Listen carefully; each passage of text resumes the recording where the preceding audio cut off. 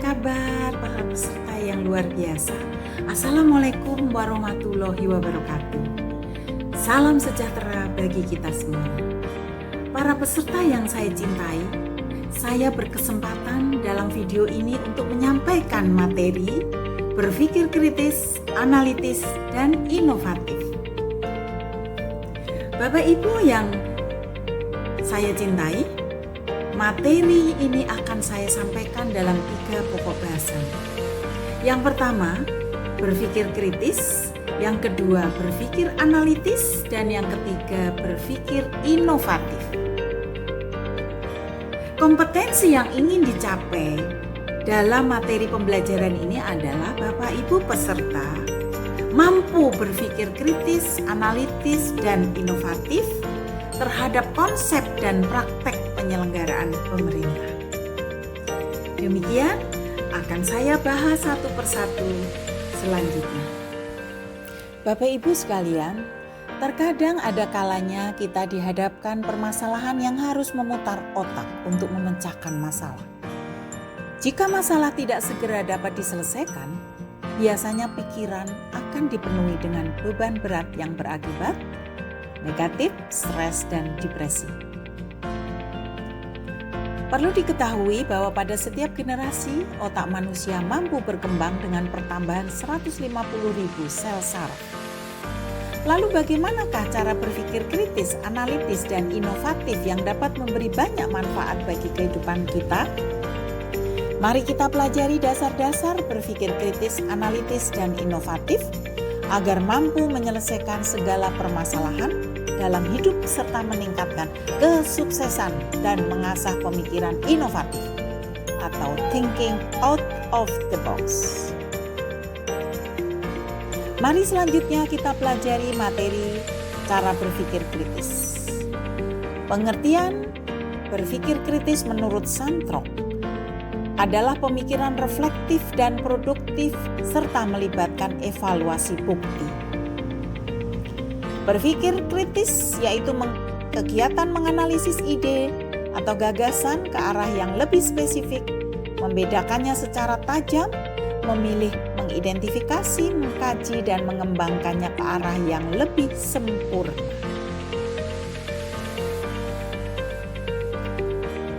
Ciri-ciri berpikir kritis. Yang pertama, rinci. Pandai mendeteksi permasalahan, mampu membedakan ide relevan dan yang tidak, bisa membedakan argumentasi logis dan tidak, mampu mengembangkan kriteria atau standar penilaian data, senang mengumpulkan data pembuktian yang faktual, bisa membedakan kritik membangun atau yang merusak, mampu mengidentifikasi akibat yang mungkin terjadi dan alternatif pemecahan masalah, ide, dan situasi. Mampu membuat hubungan yang sistematis dari satu masalah dengan masalah yang lainnya. Mampu menggambarkan konklusi dengan cermat dari data yang tersedia. Mampu membuat prediksi dari informasi yang tersedia. Mampu menarik kesimpulan dari data yang valid. Manfaat berpikir kritis. Berpikir kritis mampu menyelesaikan masalah, dapat membantu dalam pengambilan keputusan, dapat membedakan antara fakta dan opini, membantu kita untuk dapat tetap tenang sekalipun di dalam masalah yang sulit. Selanjutnya, komponen berpikir kritis antara lain yang pertama, basic operation of reasoning. Yang kedua, domain specific knowledge. Yang ketiga, metacognitive knowledge.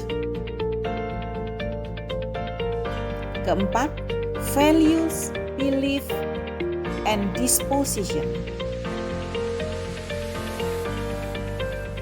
Indikator berpikir kritis.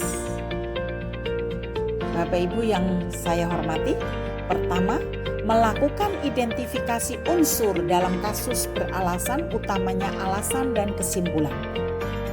Kedua, melakukan identifikasi dan evaluasi asumsi. Ketiga, melakukan penjelasan dan interpretasi pernyataan dan ide. Keempat, mengadili penerimaan, utamanya pada kredibilitas dan klaim.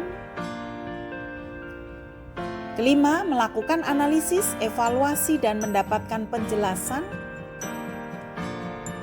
Keenam, melakukan analisis, evaluasi, dan membuat keputusan. Ketujuh, menyimpulkan dan menghasilkan argumen. Selanjutnya kita akan pelajari berpikir analitis. Amy Malloy dari sebuah kutipannya, assume nothing, question everything. Open your eyes, challenge the opposition, and start thinking. Artinya, di mana Anda tidak bisa menggunakan asumsi secara berlebihan, melainkan lebih baik bertanya langsung ke sumbernya, membuka mata, gali lebih jauh setiap ide yang bertentangan, dan mulailah berpikir.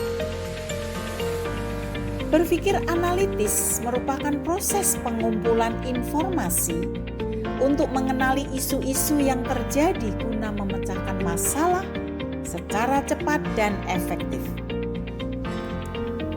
Jenis pemikiran ini melibatkan data dari berbagai sumber untuk mencari sebab akibat dan menarik kesimpulan secara tepat. Kemampuan berpikir analitis ini harus dimiliki oleh semua orang agar mampu berpikir dengan runut dan bisa mendapatkan solusi terhadap berbagai masalah yang dihadapi.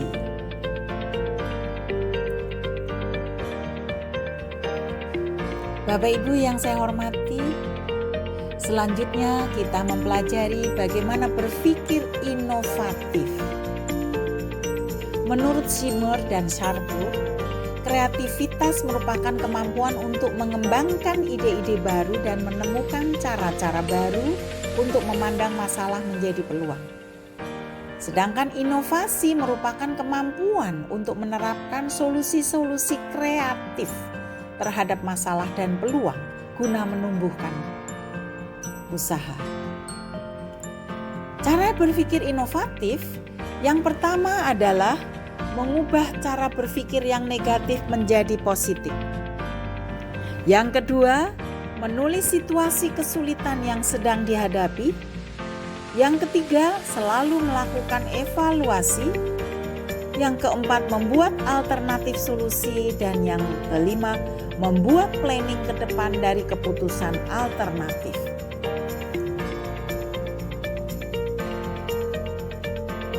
Bagaimana cara-cara melakukan inovasi? Pertama, buatlah konsep inovasinya. Yang kedua, pemikiran yang terbuka. Ketiga, rencana yang baik dan matang. Yang keempat, melibatkan diri secara langsung. Yang kelima, melakukan evaluasi.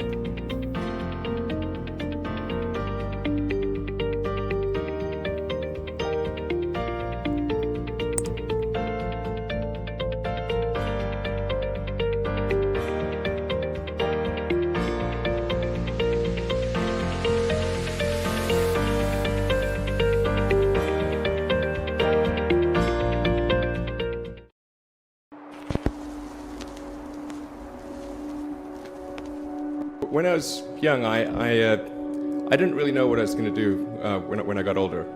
People kept asking me, but then eventually I thought that the idea of inventing things would be really cool. And the reason I thought that was because I read a quote from Arthur C. Clarke, which said that a sufficiently advanced technology is indistinguishable from magic, and that's really true. If you go back, say 300 years, the things that we take for granted today you'd be burned at the stake for.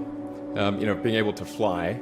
being able to see over long distances, being able to communicate, and having access to all the world's information instantly from almost anywhere on the earth. This is stuff that really would be magic, or would be considered magic in times past. In fact, I think it actually goes beyond that, because there are many things that we take for granted today that weren't even imagined in times past. They weren't even in the realm of magic. So it actually goes beyond that. So I thought, well, if I can do some of those things, basically if I can advance technology, then that's like magic, and that would be really cool. And I also had sort of a slight existential crisis, because I was trying to figure out what does it all mean? Like, what's the purpose of things? And I came to the conclusion that if we can advance the knowledge of the world, if we can do things that expand the scope and scale of consciousness, then we're better able to ask the right questions and become more enlightened, and that's really the only way forward. I think about what technology solution is necessary in order to achieve the particular goal, and then try to make as much progress in that direction as possible. I think being a multi-planet species and being out there among the stars is important for the long-term survival of humanity. But then the part that I find personally most motivating is that it creates a sense of adventure, and it makes people excited about the future. If you consider two futures, one where we are forever confined to Earth until eventually something terrible happens, or another future where we are out there on many planets, maybe even going beyond the solar system, I think that second version is incredibly exciting and inspiring, and there need to be reasons to get up in the morning.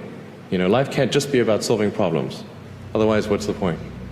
There's got to be things that people find inspiring and make life worth living.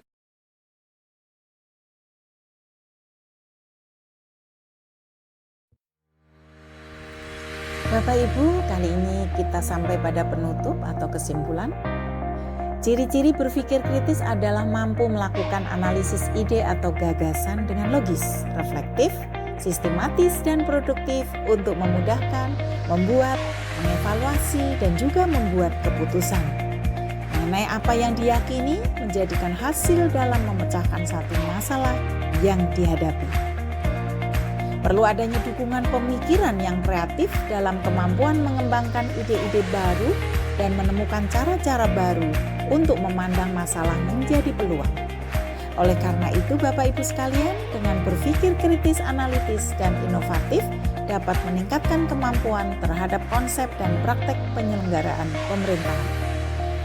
Atas perhatiannya, sekian dan terima kasih. Saya akhiri, wassalamualaikum warahmatullahi wabarakatuh. Semoga bermanfaat. Salam sukses, Dr. Susi. Terima kasih.